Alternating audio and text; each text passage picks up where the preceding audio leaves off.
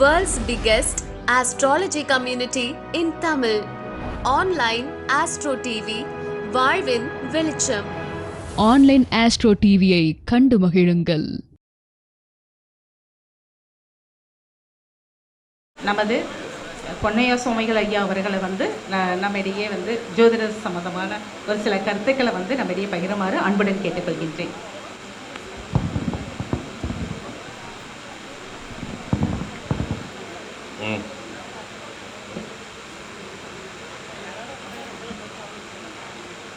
கதிர்மதி செய்மால் குருபுகக்காரி நிலர்கோள் ராகு கேதன நவக்கோள் நல்லற்படுத்தும் ஒளிசார் திறன் கொண்ட இந்த மகா மண்டபத்தில் வீற்றிருக்கக்கூடிய எனது அருமை சகோதர சகோதரிகளே, இந்த மேடையை அலங்கரித்து கொண்டிருக்கக்கூடிய ஜோதிட ஜாம்பவான் பெருமக்களே, அறிஞர் பெருமக்களே,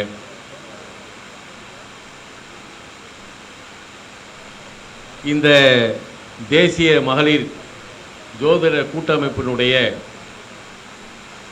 அழைப்புதலை ஏற்று அதற்கு ஒரு நல்ல ஒரு மரியாதையை தந்தரல வேண்டும் என்பதற்காக பல ஊர்களிலிருந்து, தமிழகத்தில் நிறைய ஊர்களிலிருந்து தன்னுடைய கடமையை மறந்து இந்த நாளை சிறப்பிக்க வேண்டும் என்பதற்காக இங்கே வருகை இருக்கக்கூடிய அனைத்து சகோதர சகோதரிகளையும் வாழ்த்துவதோடு,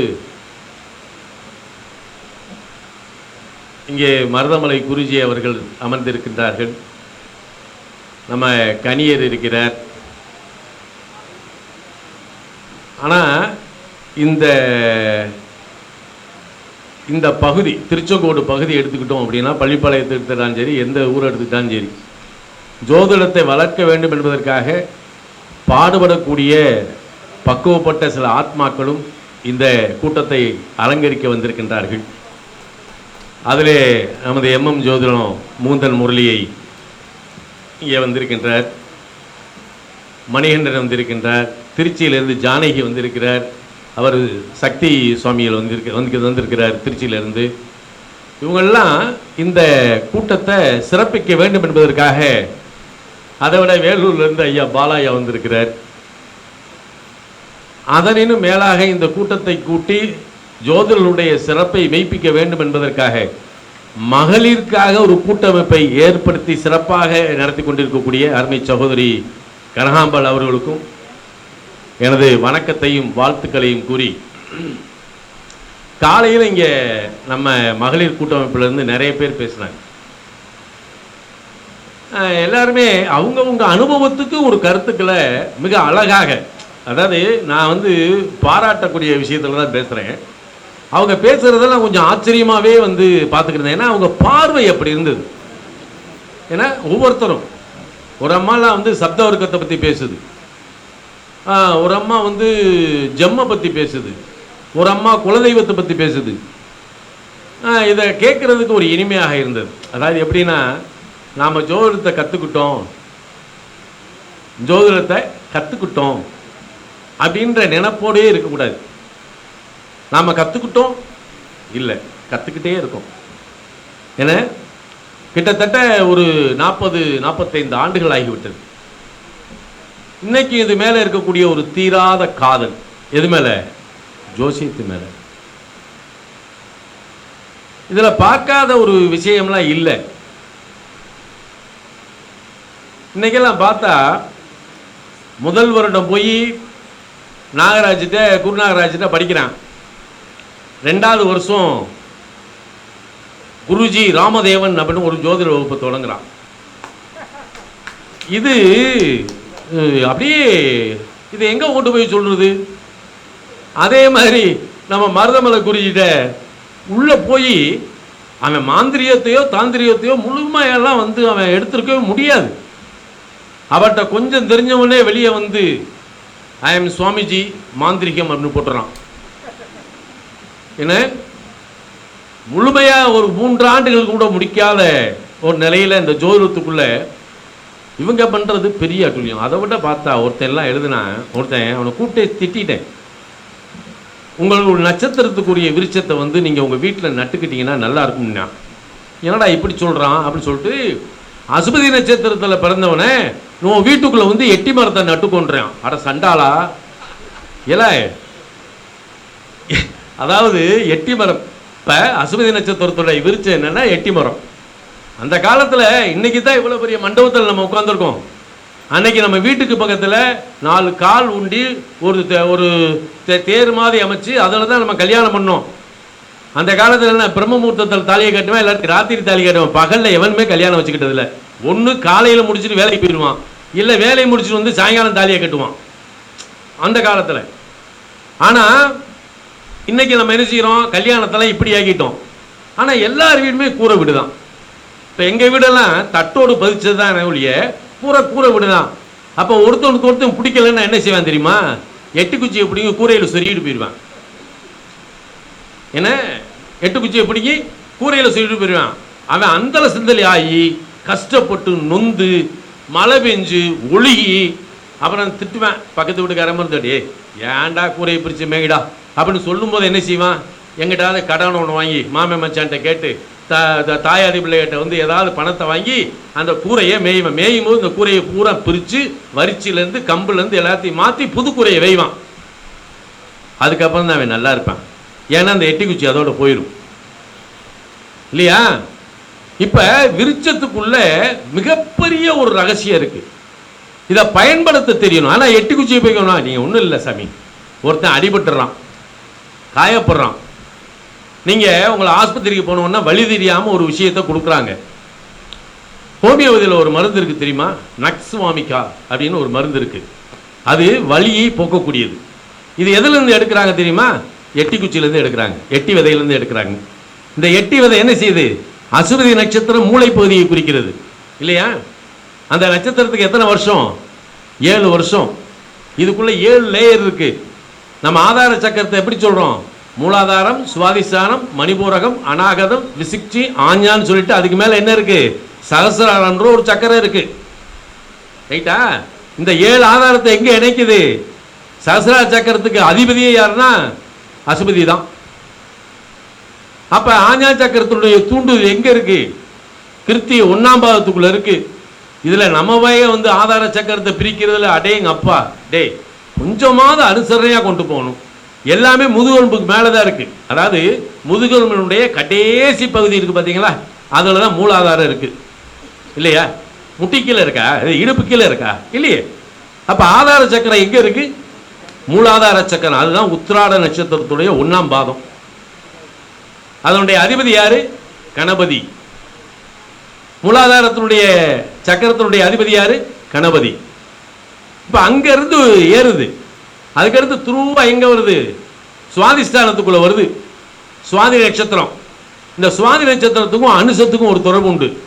ஏன்னா மனித உறுப்புல வந்து அனுசம் அப்படின்றத ஆண்குறி பெண்குறி அப்படின்ற ஒரு இடத்துக்கு வரும். ஆனா இந்த அசுபதியினுடைய இதை வந்து எந்த இடத்துக்கு, அதுக்கு மேல ஒரு 4 விரக்கடையில தான் சுவாதிஷ்டான சக்கரை இருக்கு, சுவாதியில இருக்கு. ஒரு தபசி என்ன செய்யணும், தபசி என்ன செய்வான், ஒரு குருநாதர்கிட்ட போய் மந்திர உபதேசத்தை வாங்கிடுவான். இந்த மந்திரத்தை ஜபம் பண்ணி கொண்டு வரணும். அப்படி கொண்டு வரும்போது குருவின் தயவாள், அந்த தயவுல மூலாதார சக்கரம் எந்திரிச்சிடும். மூலாதார சக்கரம் உடனே மூலாதார சக்கரம் எந்திரிச்சதுக்கே ஆடுற ஆட்டம் பாருங்க, பெரும் ஆட்டமா இருக்கும். ஆனா அந்த காலத்துல ரிஷிகள் என்ன செஞ்சான், சுவாதிஷ்டான சக்கரத்தை வந்து விழிப்புணர்வு ஆகும் போது அஞ்ஞான வாசத்துக்கு போயிடுவான், உள்ள இருக்க மாட்டான். இந்த சுவாதிஷ்டான சக்கரம் வந்து பல சாமியார் வீணா போனதுக்கு காரணம் என்ன தெரியுமா, அதாவது மூலாதார சக்கரத்தை அந்த மூன்றல் கணலால் காலால் எழுப்பி கருத்தறிவித்தேன்னு சொல்லி அகவல்ல வரும். அப்ப இந்த மூலாதார சக்கரத்தை லேசா அப்படின்னு ஏற்றின உடனே என்ன ஆகும், இதை எழுப்புவதற்கு உண்டான காலத்தின் 3 மடங்கு தான் சுவாதிஷ்டான சக்கரத்துக்கு வரும். அதுக்கு கால அளவு இருக்கு. நான் ஆஞ்சா சக்கரத்தை வந்து திறந்துட்டேன் அப்படின்னு சொல்றதெல்லாம் பொய். மணிபுர சக்கரத்துக்கு வரும்போது பசி அத்து போகும். மணிபுர சக்கரம் ஒருத்தனுக்கு திறந்துருச்சுன்னா அவன் பசி எடுக்காது, அவன் என்ன செய்வான், தொப்புள் அதாவது நம்ம நாபிக்கமலம் இருக்க அதுதான் மணிபுரவ சக்கரம், அது பூர நட்சத்திரத்தில் இருக்கு. அதுக்கு அடுத்து மேலே ஏறும்போது அநாத சக்கரம் பூசத்தில் இருக்கு. இன்னைக்கு என்ன நட்சத்திரம்? பூச நட்சத்திரம். அப்ப விசுக்தி திருவாதிரைக்குள்ள போயிருது. ஆளால கண்டன் விஷம். அதுக்கு அடுத்து தான் ஆஞ்ஞா சக்கரத்துக்குள்ள வரும், கிருத்தி 1ஆம் பாகத்துக்குள்ள ஏறும். இதை ஏத்துறதுக்கு உண்டான கால அளவுகள் இருக்கு. சுவாதிசான சக்கரத்திலிருந்து எவனும் முழுமையா மணிபுரவத்துக்கு வந்ததே கிடையாது. வந்தா தான் பசியத்து போமே. இதை ஏறுறதுக்கு முன்னாடி தான் என்ன ஆகும்னா, பல பேருக்கு மெண்டல் ஆயிருவாங்க. பல பேர் சுயநினைவு இல்லாம சுத்திக்கிட்டு இருப்பாங்க. இப்படிப்பட்ட ஒரு சூழல்ல இந்த அசுவதி நட்சத்திரத்துடைய அம்சம் இதுதான். இதை தலைவாசல், அது காலபுருஷனுடைய முதல் வீடு. இங்கிருந்து தான் ஆரம்பிக்குது நம்மளுடைய நிலை. அப்ப இதுல 12 ராசி பல கோடி தத்துவத்தை பதித்து வைத்திருக்கின்றான். கொஞ்சம் நிஜம்லாம் கிடையாது. உன் கற்பனைக்கு எட்டாத பல விஷயங்கள் அதுக்குள்ள புதைஞ்சு கிடக்கு. நீ உன் அறிவுக்கு தக்க உன் அனுபவத்துக்கு தகுந்த அதை எடுக்கிற. ஏன்னா பாலமுறை இருக்காரு, அவனை பார்த்தா எல்லாத்துலையும் நட்பு பாராட்டத்தில் நம்ம பாலமுறையை மிகப்பெரிய கட்டிக்காரன். ஒரு காலகட்டத்தில் திருவண்ணாமலை பேசிக்கிட்டு போது ஒரு விஷயத்தை என்ற சொல்றான். இதை எப்ப ஒரு 30 ஆண்டுகளுக்கு முன்னாடி கண்ட விஷயத்தை பாலா இயற்கையா எடுத்து சொன்னான். நான் சைலண்டா அவனை ரசிச்சேன். அப்ப இறைவன் அவனுக்கு ஒரு விஷயத்தை கொடுக்குறான். இப்படி உன்னுடைய உண்மையான உணர்வுகளுக்கு தக்கவாறு நீ இந்த நவக்கிரகத்தை எந்த அளவுக்கு நேசிக்கின்றாயோ, எந்த அளவுக்கு உள்ளுணர்வோடு உணர்வோடு நீ அதை உணர்ந்து பார்க்கின்றாயோ, அந்த அளவுக்கு உன்னோட நவக்கிரகம் உன்னோடு பேசும். இதுல 45 வருஷம் இந்த ஃபீல்டுக்குள்ள இருக்கோன்றதுக்காக நான் பெரிய ஜாம்பவான் சொல்றதுக்கெல்லாம் வேலையே கிடையாது. எதுக்கு சொல்றேன் அப்படின்னா, நீ எந்த பக்கம் நுழைஞ்சு வந்தாலும் சரி அந்த பக்கம் என்னால பேச முடியும். எந்த பக்கம் நீ ஜோதிடத்துக்குள்ள எந்த பக்கம் வந்தாலும் சரி என்னால பேச முடியும். ஆனால் நீ பார்க்கின்ற ஒரு பாதையை மட்டுமே நீ தீர்மானிச்சிடக்கூடாது. ஆனால் நீ எடுத்துக்கொண்ட முறை என்பது ஒன்றாக இருந்து அதனை முழுமையாக அறிந்து நீ அந்த பாதையை தழுவினால் உனக்கு அதுல ஒரு சக்சஸ் கிடைக்கும், ஒரு அனுபவத்தை கொடுத்துக்கிட்டே இருக்கும்.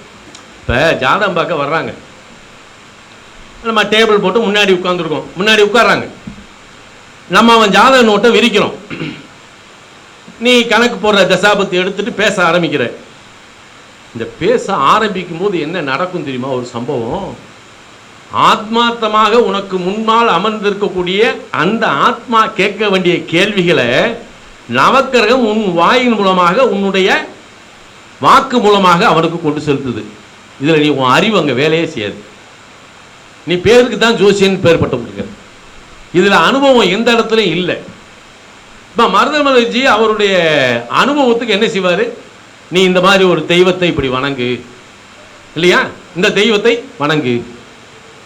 அதை அவன் போய் செய்யும்போது அவனுக்கு ஒரு சந்தோஷம் கிடைக்கிது, ஒரு மகிழ்ச்சி கிடைக்கிது. ஒரு விஷயத்தை சொல்லணும், கடந்த ஒரு 15 ஆண்டுகளுக்கு முன்பு தான் இறைவனால் கொடுக்கப்பட்ட ஒரு விஷயம். இறைவனால் கொடுக்கப்பட்டதுன்னா எனக்கு வேற யார் அள்ளித்தர போறா? எங்க அம்மா மீனாட்சி தான். என்ன மீனாட்சியை தவிர இந்த மண்டைக்குள்ள ஒரு வயல் இல்லை. அவ தான் இனிய நான் ஒரு முரட்டு பெயர், என்ன முரடை. நான்லாம் இந்த துறைக்கு வருவேன்னு நான் நினைச்சு கூட பார்த்ததும் கிடையாது. ஆனா என்னையே பக்குவப்படுத்தி கொண்டு வந்துட்டாரே, என்ன அதெல்லாம் நினைக்கும் போது இன்னைக்கும் ஒரு சந்தோஷம்தான். அப்ப ஒரு நடந்த நிகழ்வு 15 ஆண்டுகளுக்கு முன்பாக ஆய்வு செய்யும் போது, அதான் நான் எப்பயுமே 24 மணி நேரம் இதோடையே வாழ்ந்துக்கிட்டு இருக்கிறவன். சும்மா ஒப்புக்கு 1 மணி நேரம் 2 மணி நேரம் என்ன இந்த ஜோசியத்தை பார்த்தோம் அதை இது பண்ணோம் அதெல்லாம் கிடையாது. 24 மணி நேரமும் இந்த ஜோதிடத்தோடு வாழ்ந்து கொண்டிருக்கக்கூடிய ஒரு நிலையை அன்னை மீனாட்சி எனக்கு கொடுத்துருக்கா. சரியா? அப்ப இதுல பலவிதமான ஆய்வுகள் கொண்டு வரும். ஏன்னா இதுல முத கண்டது என்னன்னா, ஒரு சூட்சும நட்சத்திரம். இப்ப நான் உத்திராடத்தில் பிறந்திருக்கேன் அப்படின்னா என்னை இயக்குவது உத்திராடம் இல்லை, ஒரு சூட்சும நட்சத்திரம் என்னை இயக்குகிறது அப்படின்றத எடுத்து அதை பலருக்கு டெஸ்ட் பண்ணும்போது நம்ம நினைக்கிறோம் நம்ம ஜென்ம நட்சத்திரம் நமக்கு வழிகாட்டுது அப்படின்னு சொல்லி, இல்லை, நம்மளை இயக்கிறது இன்னொரு நட்சத்திரம். அதை நம்ம கண்டுகணும்னு சொல்லி அதை கண்டு அதுக்கெல்லாம் சாஃப்ட்வேர் போட்டு அதை அப்படியே மூடி வச்சுட்டேன், வெளியே காட்டலை. சரியா? அதுக்கு பின்னாடி ஒரு உணர்வு வருது. அப்போ அதாவது வந்து சொல்கிறது எப்படி சொல்லுதுன்னா, ஏண்டா இந்த 12 ராசியை 3 பாரியாயமாக தானே பிரிச்சிருக்கான், இந்த 3 பாரியாயத்தை பற்றி உன் சிந்தனை என்ன, முதல்ல அதை ஒத்துப்பாரு அப்படின்றான். அப்போ 3 பாரியாயத்துக்குள்ளே போகிறோம். எப்படி பிரிச்சிருக்கான்? மேசம் முதல் கடக முறை, சிம்மம் முதல் விருச்சிக முறை, தனுசு முதல் மீன முறை. இது 3 பாரியாயம். இந்த 3 பாரியாயம் விளையாட்டுக்கெல்லாம் கொடுக்கல. நீ யார், உன் தந்தை யார், உன் சந்ததி யார், நீ யாரா? அப்போ உன் தந்தைக்கு நீ யார், உனக்கு உன் சந்ததி யார், இந்த 3ஐயும் இதுக்குள்ள கொண்டு போய் வச்சுக்கிட்டான். சரி, உன்னுடைய வாழ்வியல் தன்மையை வந்து கையில் எடுத்துக்கிட்டு உன்னை வளமாக்கக்கூடிய சக்தி யார்கிட்ட இருக்கு? நீ எந்த நட்சத்திரம் எந்த லக்கணத்தில் வேணாலும் பிறந்து கூட. அப்ப உன்னை வந்து இந்த ஜென்மால உனக்குரிய உறவுகளோடு வாழ்வியலோடு நன்னிலையை அளிக்கக்கூடிய ஒரு ஜென்ம பிராப்தம் என்பது எங்கிருந்து ஆரம்பிக்கப்படுகிறது? இது ஒரு சப்ஜெக்ட். உனக்கு ஒரு குழந்தை பிறக்கிறான்டா, அந்த குழந்தையினுடைய உன் வம்ச வழியினுடைய தாக்கம் 7 ஜென்மத்துக்கு அடுத்து வரக்கூடிய சந்ததி விருத்திக்கு யார் இங்க துணை இருக்கா? சரி, இதெல்லாம் சரிடா. உன்னை ஈண்டெடுத்த தந்தையின் கதி என்ன, அவனுடைய நிலை என்ன? இந்த 3ஐயும் நம்ம பிரிச்சு பார்க்கணும். இப்படி ஒரு விஷயம் ஒரு இந்த யூடியூப்லையும் சரி மீட்டிங்லையும் சரி அந்த காலத்தில் போகும்போது கனி கூட என்ன என்னை சொல்லுவாப்புல, இந்த வேதனை பற்றி கொஞ்சம் பேசுங்களேன் அன்பர். எப்போ கிட்டத்தட்ட 35 ஆண்டுகளாக பேசக்கூடிய அத்தனை மீட்டிங்லையும் அத்தனை மாநாட்டிலையும் பாசகன் காரன் தூக்கி எறிஞ்சிரு, வேதகனை மட்டும் கையில் எடுத்துக்கிட்டு பலன் சொல்ல பழகு, நீ பல பேரை பாராட்டிடலாம், வாழ வச்சிடலாம். ஆனால் ஒரு அம்முனி 5வது தசையா செவ்வாய் தசை ஆரம்பிக்குது. இது அசுபதி மக மூலத்தில் பிறந்தவனுக்கு 5வது தசை செவ்வாய் தசை மாரக திசை. மிருகசிரன் சித்திரை அவிட்டத்தில் பிறந்தவனுக்கு 4வது தசை சனி தசை மாரக திசை. இங்கே ஆதிபத்தியம் வேலையே செய்யாது, எழுதி வச்சுக்குவோம். ஆதிபத்தியத்துக்கு வேலை இல்லை. கடக லக்கணத்தில் பிறந்தவனுக்கு 5வது தசையா வரக்கூடிய செவ்வாய் தசை, செவ்வாய் 5-10 யோகாதிபதி ஆயினும் அவனுக்கு ஒரு நிலையும் தராது. என்ன, துலா லக்கணத்தில் பிறந்திருக்கேன், எனக்கு 4வது தசை சனி தசை, தனிப்பெரும் யோகாதிபதி, ரிஷப லக்கணத்துடைய தர்ம கர்மாதிபதி, இவன் எனக்கு நல்லதா செய்யணும், ஒன்றும் செய்ய மாட்டான். 4வது தசை. அப்போ உன்னுடைய ஜென்ம பிராப்தம் என்பது என்னன்றதை நம்ம பார்க்கணும். ஒரு அம்மா செவ்வாய் மகத்தில் இருக்கு, அந்த அம்மா பிறந்ததோ அசுபதி நட்சத்திரம். நல்ல தகப்பனார் வந்து உயர்ந்த பதவியில் இருந்தவர், குழந்தைகளுக்கு பூராமே சொத்து பகத்தை எழுதியிருக்காரு. அதில் ஒரு வீட்டை இந்த அம்மாவுக்கு கொடுத்துருக்காங்க. அந்த வீட்டில் 2 பொம்பளை பிள்ளைகளோட புருஷனோட வாழுது. செவ்வாய் தசை ஆரம்பிச்சிருச்சு. ஆரம்பிச்ச உடனே இந்த சொத்து பிரச்சனையாகி, அண்ணன் தம்பிக்குள்ள பிரச்சனையாகி, இந்த பிள்ளையும் புருஷனையும் பொண்டாட்டி பிள்ளைகளையும் அடுத்த ராத்திரியில் வெளியேற்றி விட்டுட்டு அந்த வீட்டை கதவு பட்டியில் எடுத்து போயிட்டாங்க. செவ்வாய் தசை 5வது தசை எப்படி பண்ணுது பாருங்க. அப்படி பண்ணும்போது இது வெளியே போயிருக்கு. சரி, உடல்நலம் சரியில்லாமல் போகுது அந்த அம்மாவுக்கு. அந்த அம்மாவுக்கு டெஸ்ட் பண்ணுறாங்க, அந்த அம்மாவுக்கு கேன்சர். சரியா? இது செவ்வாய்க்கு. இது என்ன செய்யுதுன்னே தெரியல. நடுத்தர வாசின்னு வச்சுக்கோமே, கணவர் வேலை பார்க்கிறாரு, என்னத்தை பத்தும். அப்ப இந்த அம்மாவுக்கு இறைவன் இதைத்தான் ஜென்ம பிராப்தம் அப்படின்னு சொல்றது. எங்கேயோ ஒரு இடத்துல நீ செய்த நன்மை, எங்கேயோ ஒரு இடத்துல நீ செய்த நன்மை. இந்த நன்மையை எப்படி பிரிக்கணும் அப்படின்னா, நான் போன ஜென்மத்தில் செஞ்ச நன்மை அப்படின்றதெல்லாம் இல்லை. நீ இந்த ஜென்மத்தில் செஞ்ச நன்மை உனக்கு உதவுமா, அல்ல முன் ஜென்மத்தில் செய்த நன்மை உனக்கு உதவ போதா, இல்லை இப்போ செய்யக்கூடிய தர்மங்களுக்கு அடுத்த நிலையில் உனக்கு எதுவும் கிடைக்க போதா அப்படின்னு பார்க்கும்போது தான் இந்த அம்மா என்ன செய்யுது, அப்படியே இந்த நிகழ்வுகள்லாம் ஏதோ டிவியில் செல்லில் பார்க்கும்போது இந்த அசுபதி மக மூலத்தில் இருக்கக்கூடிய விஷயத்தை வந்து அதில் சொல்லும்போது இந்த அம்மா செவ்வாய் மகத்தில் செவ்வாய்க்கிழமை விநாயகர் கோயில் போயிடுச்சு. போய் அழகாக விளக்கு போட்டு அருகம்புள்ள போட்டு அந்த விநாயகரை 7 சுற்று கிளாக் வைஸ் 7 சுற்று ஆண்டி கிளாக் வைஸ் விடாமல் செஞ்சுக்கிட்டு வந்திருக்கு. அதுக்கு ஒரு நம்பிக்கை, செஞ்சு பார்ப்போமே. இது என்னைக்கெல்லாம் சந்திக்கலை, யூடியூப்பில் பார்த்துட்டு அதுவாக செய்ய ஆரம்பிச்சுறாங்க, உலகம் பூரா செய்கிறாங்க. செஞ்சுட்டு எனக்கெல்லாம் அவ்வளவு செய்திகள் வருது. நான் ஏன் மகிழ்ச்சியாக இருக்கிறேன்னு தெரியுமா? இந்த உலக மக்களுக்கு நான் என்ன செஞ்சுட்டேன். நான் ஒரு விஷயத்தை கையில் கொடுத்துட்டேன்.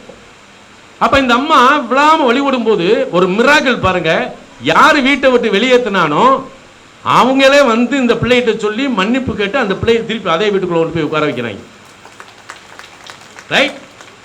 அதுக்கு அடுத்து என்ன நடக்குன்னா, 2 பொம்பளை பிள்ளைகளும் கல்யாணம் முடிஞ்சிச்சு. கேஷுவலாக வந்து அடையாருக்கு ஒரு கேம்புக்கு ஒரு மருந்து வாங்குறதுக்காக போயிருக்கு, கேன்சருக்கு ஒரு செக்கப். அந்த நேரத்தில் ஃபாரின்லேருந்து ஒரு டாக்டர் வந்திருக்கான். அவன் ஒரு கேம்ப் நடத்திக்கிட்டு இருக்கான். இந்த அம்மாவோட இதை அந்த மெடிக்கல் ரிப்போர்ட்டை பார்த்துட்டு அவன் ஒரு மருந்தை மாற்றி எழுதி கொடுத்துருக்கான், இதை சாப்பிடுங்க அப்படின்னு சொல்லி. அந்த அம்மாவுக்கு கேன்சரே குணமாயிருச்சு, பிரீஸ்ட் கேன்சர். இது யார் என்னன்றது நமக்கு தெரியாது. நான் சென்னையில் போய் தங்கியிருக்கும் போது என்னுடைய ஹோட்டலுக்கு வந்தது. அவங்க கேட்டு வந்தாங்க, பிள்ளை புருஷனோடு வந்தாங்க. வந்து அது கதறி அழுகும் போது அது அழுது சாஸ்தாங்கம் பண்ணுது. நமக்கே ஒரு மாதிரி ஆயிடுச்சு. அப்புறம் எந்திரிச்சு கதையை கேட்டால் கதை இவ்வளவு கதையும் சொல்லுது.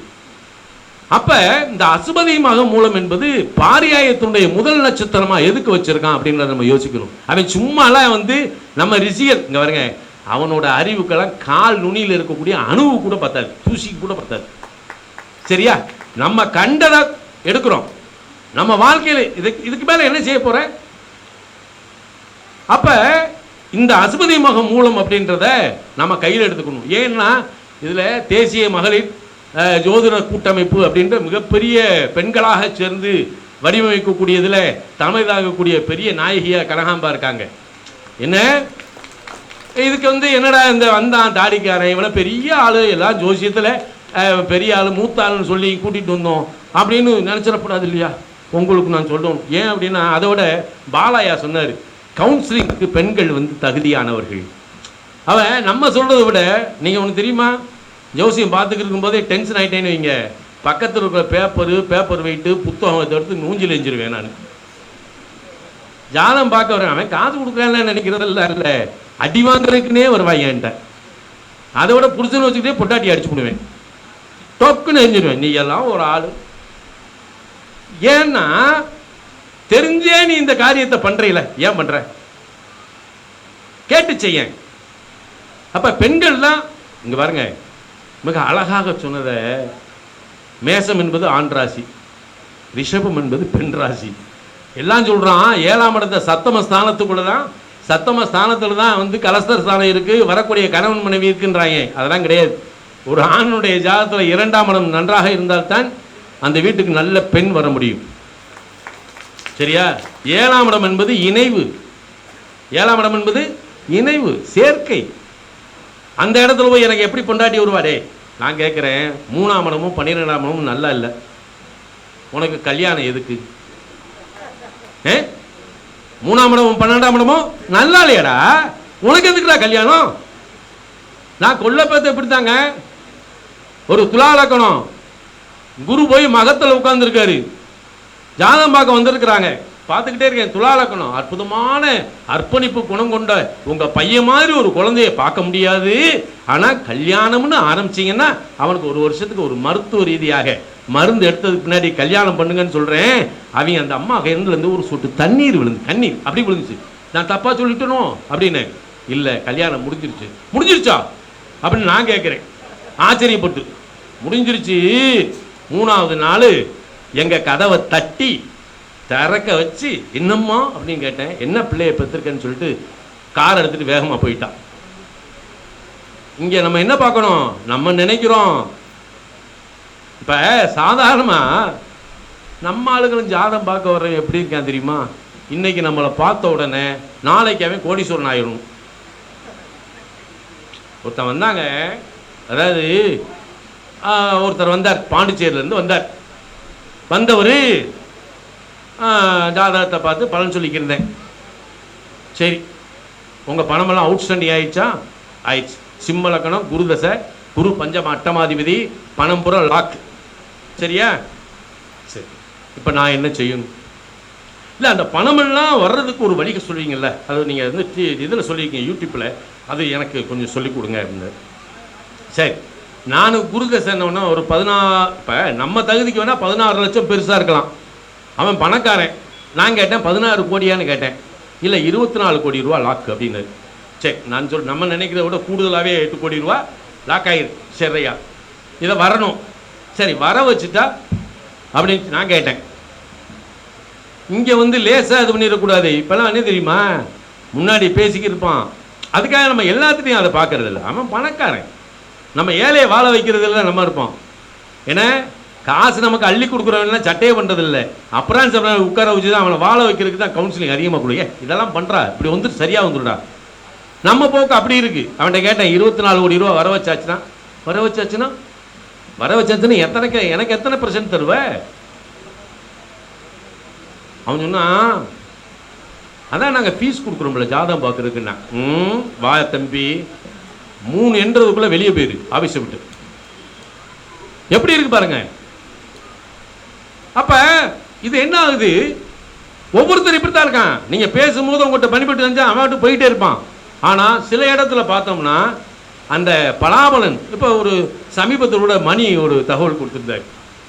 அவர்கிட்ட படித்த மாணவர், அவர் சொன்னது நடந்தவொன்னே ஒருத்தர் 2 பவுன் செயின் வந்து போட்டிருக்கான் இல்லையா? எப்படிப்பட்ட ஒரு விஷயம் தெரியுமா? அப்படிப்பட்டவங்களுக்கு நீங்க என்ன செய்யலாம்? நீங்க அதுக்காக நம்ம வந்து சுயநலத்தோட ஜாதகம் பார்க்கல, கிரகம் அப்படி சொல்லலை. பிரதிபலனை எதிர்பாராது செய்யக்கூடியதுதான் ஜோசியம். நம்ம பிரதிபலனை எதிர்பாராத, அதுக்காக அவன் கொடுக்கலான்ற நம்ம வாங்க போறது இல்லை. அப்ப இந்த இடத்துல தான் நாம என்ன செய்யணும், ஜாதகத்தை பார்க்கும்போது சில விஷயங்களை நாம எடுத்துக்கணும். அப்ப அசுபதி மகம் மூலத்தில் வந்து கிரகங்கள் இருக்கிறதா பார்க்கணும். ஃபர்ஸ்ட் டெஸ்ட் என்னது, அசுபதி மகம் மூலம். ஒரு சிம்ம லக்கணம், சனி 5ல் புராட நட்சத்திரம் சுக்கிரனுடைய நட்சத்திரத்தில் உட்கார்ந்துருக்கு. நல்லா கவனிங்க. சிம்ம லக்கணத்துடைய பஞ்சமஸ்தானம் எது? நான் கேசுவலா சொல்வேன், சிம்ம லக்கணத்துக்கு ஒரு குழந்தை பிறந்து விட்டால் அது தெய்வீக குழந்தைடா. ஏன்னா அது காலபுருஷனுக்கு 9ஆம் இடம். பல விஷயங்கள் இருக்கு. கேட்ட ரிஷப லக்கணத்துக்கான ஓடி வந்து குருநாதான் காலில் வந்ததை எந்திரி இங்க வா, நம்ம ஃப்ரெண்ட்ஷிப்பா இருப்போம். ஏன் சுவாமி, ரிஷப லக்கணத்துக்கு 9ஆம் இடம் எது? 8ஆம் இடம். 9ஆம், அதாவது ரிஷப லக்கணத்தினுடைய 8ஆம் இடம் தான் காலபுருஷனுக்கு 9ஆம் இடம். ஒருத்தர் ரிஷப லக்கணத்துக்காரன் போய் ஓடி போய் குருநாதன் காலை பிடிச்சா குருநாதர் கோவிந்தா. அதே மாதிரி தான் மீன லக்கணத்துக்காரனுக்கு 9ஆம் இடம் எது? காலபுருஷனுக்கு 8ஆம் இடம். இந்த 2 பேர்த்தையும் நான் எப்பயுமே எச்சரிக்கையாக வச்சிருப்பேன். நீ என்ன லக்கம் பார்த்தவனும் சரி, அவன் வந்து சுவாமின்னு சொன்னா கூட ஏற்றுக்க மாட்டேங்க. வா நண்பனை இருப்போம்ல வா. ஏன்னா அதுல பல விதமா இருக்கு. அப்ப சிம்ம லக்கணம் சனி 5ல் சுக்கிரனுடைய நட்சத்திரம், சுக்கிரனும் லக்கணத்துல மகத்துல இருக்காரு. அப்ப 5ஆம் இடத்துல யாரு? சனி. சிம்ம லக்கணத்துடைய 6, 7 குடைவர். 6ஆம் இடத்தை பத்தி பாலாயா சொன்னார். அதில் சின்ன ஹின்ஸ் எடுத்துக்குங்க. எப்படின்னா பொதுவாக 6ஆம் இடம் என்பது நோய், இதெல்லாம் நீங்க சொல்வீங்க. அதை எப்படி சொல்லியிருக்கேன்? 6ஆம் இடத்தை ருண ரோக சத்ரு ஸ்தானம். சரியா? இப்படி வந்தாலே சிக்கலை டக்குன்னு முடிச்சுட்டு வெட்டிட்டு போயிடுவேன். என்ன நமக்கு இந்த அந்த காலத்துல எல்லாம் ஸ்டேஜுக்கு ஏறினா நான் பேசி இறங்குற வரைக்கும் ஒரு வயது கிட்டத்தில் வர மாட்டேன். இன்னைக்கு நாகரிகமே தெரியாம இருக்கு. சரியா? ஆமா, நான் ஒரு டென்ஷன் பாட்டி பட்டுன்னு விட்டு போயிடுவேன். அப்ப ஓகேடா. என்ன அப்ப சிம்ம லக்கணம் 5ல் சனி, சுக்கிரன் சாரம், சுக்கிரனும் மகத்துல உட்கார்ந்துருக்கான். இவன் கல்யாணம் ஆகி கிட்டத்தட்ட 14 வருஷம் 15 வருஷம் குழந்தை இல்லை. சரியா? 10 14 வருஷம் 15 வருஷம் வைங்களேன். இது இந்த இங்க வருது. இப்ப நீங்க ஆதிபத்திய ரீதியாக எடுத்துக்கிடணும், பாவக ரீதியாக எடுக்கணும். 5ல் சனி இருந்ததுனால தான் குழந்தை இல்லைன்னு போகக்கூடாது. எப்பயுமே நீங்க ஜாதகம் பார்க்கும்போது ஜாதகம் பார்க்கும் மெடிஞ்சணும் லக்னம் என்ற உங்கள் நிலையையும் 7ஆம் இடம் என்ற, அதாவது 7ஆம் இடத்துல யார் இருக்கா? மனைவி மட்டும் இல்லை, உலகத்துல நாம சந்திக்கக்கூடிய அத்தனை மனிதர்கள் அங்கதான் இருக்காங்க. சரியா? அப்ப அந்த 7ஆம் இடம் என்ற மனைவிக்கு என்ன செய்யுது, லக்கணத்துக்கு என்ன செய்யுது பார்க்கணும். எப்பயுமே ஒரு கிரகம் லக்கணத்திற்கு நன்மை செய்தால் அது சப்தமஸ்தானத்திற்கு நன்மை செய்யாது. அதே ஒரு கிரகம் சப்தமஸ்தானத்திற்கு நன்மை செய்கிறது என்றால் அது லக்கணத்திற்கு நன்மை செய்யாது. இதை முதல்ல நம்ம புரிஞ்சுக்கணும். அதே சிம்ம லக்கணத்துக்கு குரு தசை நடக்குன்னா குரு பஞ்சம அட்டமாதிபதி, அது 7ஆம் இடத்துக்கு தன லாபாதிபதி. உன் காசு பூரா இன்னொருத்தன் திங்க போறான்னு அர்த்தம். ஆனா அவன் என்ன செய்வான் தெரியுமா? சம்பாதிக்கிற காசை பொண்டாட்டிட்ட கொடுக்க மாட்டான். ஏன்னா 7ஆம் இடத்துக்கு 2ஆம் இடம், அவட்ட கொடுத்தா கூட ஒழுங்கா வச்சிருப்பா, நம்ப மாட்டான். அன்றாட செலவுக்கு இந்தா இப்படிதான் கொடுப்பேன். அவன் அங்க மொத்தமா ஒருத்தன் தின்னுக்கிட்டு இருப்பான். இதெல்லாம் கண்டுக்க மாட்டாங்க. ஆனால் சனி 5ல் சுக்கிரனுடைய நட்சத்திரத்தில் அப்ப சுக்கிரன் சிம்ம லக்னத்துக்கு யாரு? 3-10 குடையவர். அவன் லக்கணத்தில் கேது சாரம். அப்படியே உத்து பார்த்த உடனே சனி என்பது ஒரு பாரம்பரியத்துக்கு முன்பாக அப்படின்னு எடுத்துக்கலாம். இப்ப ராகுனா நம்ம தாத்தா வரைக்கும் போகலாம். தாத்தாவுக்கு முன்னாடி அப்படின்னா சனி தான். அப்ப இந்த இடத்துல தெய்வ குற்றத்தினுடைய நிலை, ஏன்னா அங்க வந்து தனுசு வந்து எப்பயுமே தெய்வ குற்றத்தை தான் காட்டும். அப்ப நான் லேசா கேட்டேன், உங்க தாத்தன் பாட்டன் எவனாவது பூசாரி வர்க்கமா இருந்தாங்களாடா அப்படின்னு கேட்டேன். ஆமா, எங்க பரம்பரை பூரா வந்து பூசாரி தான். சிக்கல் அங்கதான்டா இருக்கு. சரி, உங்க தாத்தனுடைய மனைவிமார்கள் யாராவது சுமங்கலி பெண்ணா நெருப்புல மாண்டவங்க யாரு? ஏன்னா சுக்கிரன் கேது சாரத்துல மகத்துல இருந்தா நிச்சயமா அந்த வீட்டில் ஒரு சுமங்கலி பெண்ணோ கர்ப்பிணி பெண்ணோ கன்னி பெண்ணோ மாண்டு இருக்கும்ன்றதை அடிச்சு சொல்லணும். அங்க வந்து கேசியத்துல இருக்கலாம், போகலாம், வரலாம், அந்த இதெல்லாம் வச்சுக்க கூடாது. இது இருக்குன்னா இருக்குடா அப்ப சொன்னோன்னு அவன் இறண்டாங்க. அதுதான் அங்க நடந்திருக்கு. இப்ப இதுக்கு தான் நம்ம சாங்கிலியத்தை தேடணும். இதுக்கு போய் மருதமலை குறிச்சிட்டையோ அல்லது நாகராஜ்கிட்டையோ பாலாசாட்டை போய் கேட்டால் ஒன்றும் தெரியாது. இவங்க 2 பேர்த்திட்ட கேட்டால் ஐடியா கிடைக்கும் இதுக்கு என்ன செய்யலாம் அப்படின்னு. ஏன்னா அவங்க தான் மந்திர மாதிரி இதில் பெரிய ஆளுங்க. ஏன்னா அப்போ மணிகிட்டையோ ஏன்ட்டையோ முகுந்தன்ட்டையோ வந்து கேட்டால் சொல்ல போகிறாங்களா? அப்போ இதுக்கு தான் தீர்வு என்ன அப்படின்னா, இப்போ 2 விதமாக பார்க்கணும். இவனுக்கு குழந்தையை கொடுக்கக்கூடிய நிலை இருக்கிறதா? இவனுக்கு 5ல் சனி சப்தமாதிபதி 5ல் உட்கார்ந்துருக்காரு. அவரே 6 குடையவர். உடனே மருத்துவ சிகிச்சைக்கு போயிடக்கூடாது. 6ஆம் இடம் நெருப்பு ராசியாக இருந்தால் அது நோய். 6ஆம் இடம் நிலத்தத்துவமாக இருந்தால் அது கடின உழைப்பு. 6ஆம் இடம் காற்று தத்துவமாக இருந்தால் அது வழக்கு. 6ஆம் இடம் ஜல தத்துவத்தில் இருந்தால் அது கடன். இப்படி பிரிச்சுக்குங்க. இதுதான் கிரகத்தினுடைய நிலை, 6ஆம் இடத்துடைய நிலை. இது நோயா கடனா வழக்கா அதெல்லாம் பார்க்காதீங்க. 6ஆம் இடம் சரியா இல்லைன்னு நீ உழைக்கவே முடியாது. அங்கதான் நோயை வச்சிருக்கான். ஆரோக்கியம் எங்க வச்சிருக்கான்? 5ஆம் இடத்துல வச்சிருக்கான். ஆரோக்கிய பட்டகம் இது பஞ்சமஸ்தானம். 1-5-9 தெளிவுபடணும். 1-5-9 உனக்கு தெளிவா இருந்துச்சுன்னா சரி. சிம்மாசனம் தான், சும்மா இல்லை. அப்ப எங்க போனாலும் எப்படி வேணாலும் போகலாம். அப்ப சிம்ம லக்னத்துடைய சப்தம ஸ்தானமாகிய சனி சப்தம ஸ்தானாதிபதி சப்தம ஸ்தானத்துக்கு 11 உட்கார்ந்துருக்கார். ஆனா யார் சாரத்தில் உட்கார்ந்துருக்கார்? சுக்கிரன் சாரத்தில் உட்கார்ந்துருக்கார். சுக்கிரன் யாரு? கும்பத்துக்கு சுகபாக்கியாதிபதி. அப்ப இவனுடைய பாரம்பரியத்தில் வந்த மனைவிக்கு சுகபோகத்தை அளித்தரலாம். ஆனால் வந்தவள் கர்ப்பிணி ஆகக்கூடிய கற்பத்தை தரிக்கக்கூடிய நிலை இருக்கிறதா? இல்லை. இதைத்தான் யோசிக்கணும். ஜாதகம் பார்க்கும்போது பாவக ரீதியாக ஆதிபத்திய ரீதியாக கிரக காரகத்துவத்தை எப்படி உள்ள கொண்டு போய் பார்க்கணும், அதுக்கு என்ன தீர்வு அப்படின்லாம் தெரியணும். சரியா? நம்ம பாலாட்டை கேட்டோம்னு சரி, தமிழ்நாட்டில் இருக்க அத்தனை கோயிலில் என்னென்ன நடக்கும், எத்தனை மணிக்கு பூஜை முறை கொண்டு சொல்லுவோம். பாருங்க, நமக்கு கூட தெரியாது. ஆனால் இங்கே என்னன்னா, இங்கே எப்பயுமே அசுபதி மகம் மூலத்தில் ஒரு கிரகம் இருக்கு அப்படின்னா அந்த விநாயகர் கோயிலுக்கு போய் சொல்லுங்க. இதுல இந்த மேடையில இருந்து சொல்றது, சில நேரத்தில் கோயிலில் என்ன செய்யறாங்கன்னா, இந்த அப்பிரதட்சணம் அப்பதட்சணம் ஒன்று இருக்கு. கேது எப்பயுமே அப்பிரதட்சணத்துக்குரியவர். சுக்கிரனும் வளம். அப்ப 20 சுத்து வளம், 7 சுத்து இடம். சுத்தியாச்சனம் என்ன ஆகும்? தீர்வு கிடைச்சிடும். இப்படி பல பேர் நோயிலிருந்து மீண்டவர்கள், வாழ்வினுடைய சிரமத்திலிருந்து கஷ்டத்திலிருந்து மீண்டவங்க ரொம்ப பேர் இருக்காங்க. இன்னைக்கு நிறைய பேர் எனக்கு ஃபோன் பண்ணி, சாமி நாங்கள் நல்லா இருக்கோம் அப்படின்னு சொல்ற ஒரு வைணவ பிராமண பையன் கூட விநாயகர் கோயிலை சுற்றி அவன் வீட்டில் நாள்பட்ட திருமணம் நடக்காதெல்லாம் நடந்து அவன்லாம் ஃபோனில் கதறி அழுதான்.